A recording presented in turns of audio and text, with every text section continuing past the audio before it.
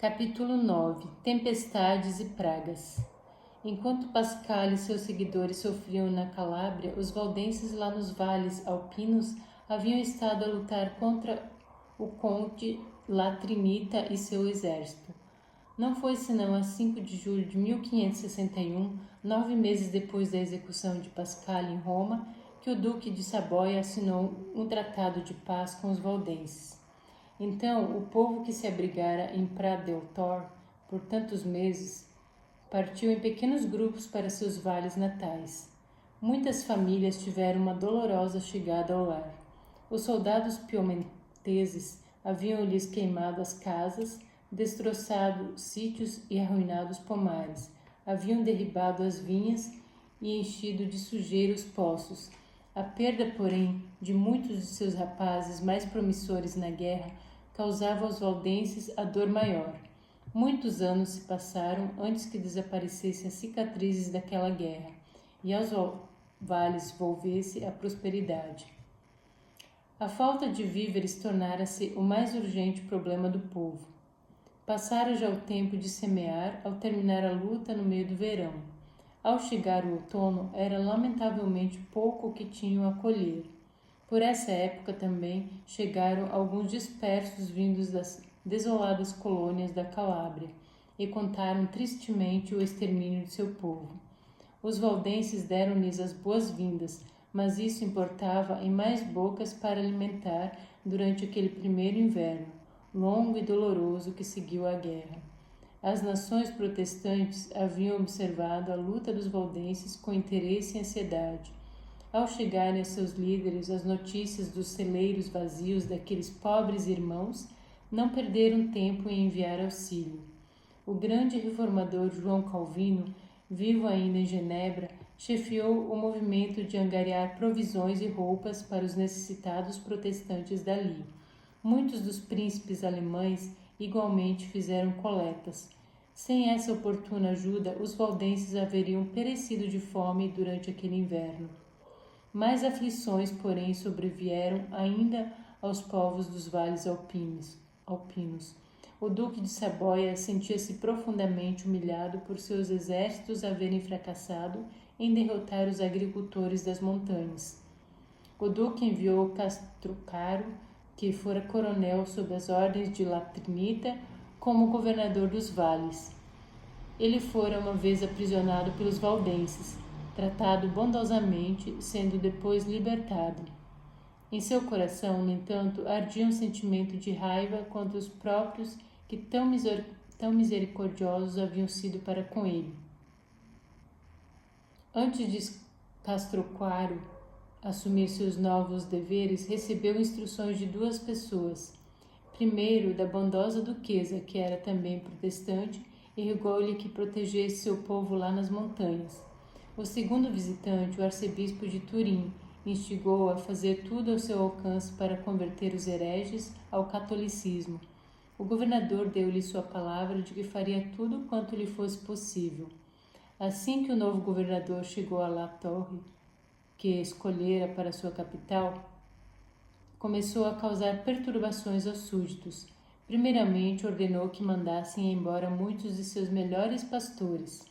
Em seguida, enviou ao duque uma falsa informação, dizendo que os valdenses estavam se preparando para rebelar-se e renovar a guerra. O duque enviou ao governador um regimento a mais para habilitá-lo a manter a paz nas montanhas. O governador construiu então reforçados fortes para guardar as entradas dos vales. Aos cansados valdenses, essas coisas pareciam às vezes mais duras de suportar do que a guerra franca. Enviaram mensageiros ao duque em Turim, indicando os maus tratos a eles infligidos e suplicando fim às suas aflições. O governador, porém, envenenara por tal forma o espírito do duque que lhes falou asperamente, acusando-os de se prepararem para romper a paz, e mandou-os de volta sem nenhuma esperança de mudança. Isto fez o governador mais ousado do que nunca. Mandou notícias de que em breve os valdenses teriam de decidir se voltariam à velha igreja ou aceitariam a morte. Em suas aflições, o povo pensou mais uma vez em seus poderosos amigos da Alemanha. Mandaram apelos, rogando aos príncipes que interviessem e procurassem persuadir o duque e tratá-los com justiça. A triste história tocou o coração de Frederico, eleitor do Palatinado, que se compadeceu de seus irmãos das montanhas. Escreveu vigorosa carta, lembrando ao duque que Deus ouve o clamor dos oprimidos. Cuide, Vossa Alteza, de não guerrear voluntariamente contra Deus, escreveu ele, e não perseguir a Cristo e seus membros. Considere, Vossa Alteza, que a religião cristã foi estabelecida por persuasão e não por violência. Não sabemos se o duque respondeu à carta do eleitor. Mudou, porém, seus métodos. O governador parou com suas ameaças e atormentações. Morrendo o duque, foi sucedido por seu filho. Sua mãe recomendou-lhe com insistência que investigasse o que estivera fazendo o governador. Ao ser feito isso e descoberta a maldade do homem, o duque mandou soldados para prendê-lo. Então Castrocaro reuniu um bando de homens maus e fugiu em busca de refúgio numa fortaleza. Por algum tempo defendeu-se bem, mas finalmente teve de render-se. Foi escoltado por soldados a Turim, onde foi sentenciado à prisão para passar ali os últimos anos de sua vida. Pelos 50 anos restantes, os valdenses viveram livres de guerra. O ano de 1629, entretanto, trouxe calamidades que quase os destruíram. Primeiro, uma tromba de água entre algumas das mais altas montanhas ocasionou enchentes de rios e inundações que arrebataram casas, gado, ovelhas e gente.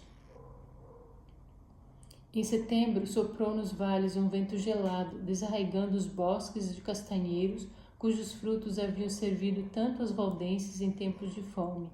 Uma segunda tromba de água que arruinou por completo a colheita das uvas seguiu-se quase imediatamente.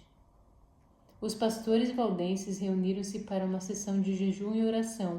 Ao considerarem eles então os seus problemas, mal sabiam que uma tempestade muito pior que qualquer das calamidades anteriores irromperia em breve em seus vales. Um exército francês sob comando do Marechal Schonenberg penetrou nos vales naquele verão, ocupando-os por várias semanas. Infelizmente, muitos dos soldados de Schonenberg haviam vindo de regiões francesas infestadas por praga. Não demorou que essa terrível doença atacasse o povo das montanhas. Durante os meses quentes de julho e agosto, caíram eles como o grão sob a foice. 4 dos pastores morreram em julho e 7 em agosto.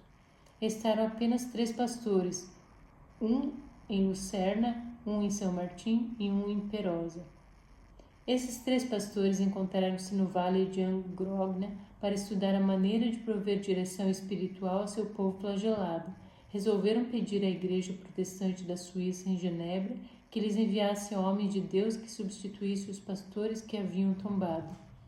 Naquele inverno a praga diminuiu, mas na primavera seguinte voltou mais violentamente do que nunca. Um dos 3 pastores restantes também caiu. Famílias inteiras jaziam de cama e morriam juntos. Segundo o cálculo dos relatórios, de metade a 2/3 da população total do vale caiu pela praga. Não sobreviveram trabalhadores suficientes para fazer a ceifa do trigo. As uvas apodreceram nas videiras. Cidades e vilas outrora cenários de laboriosidade jaziam agora silenciosas.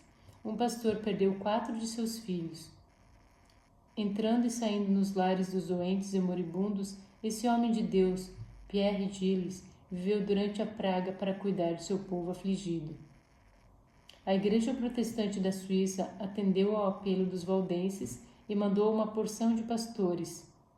Acharam que não se deveria permitir que a luz do Evangelho bruxuleasse e se extinguisse nos vales.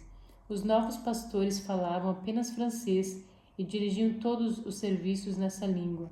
Logo, os valdenses começaram a compreendê-la, pois seu próprio idioma era uma mistura de francês e italiano.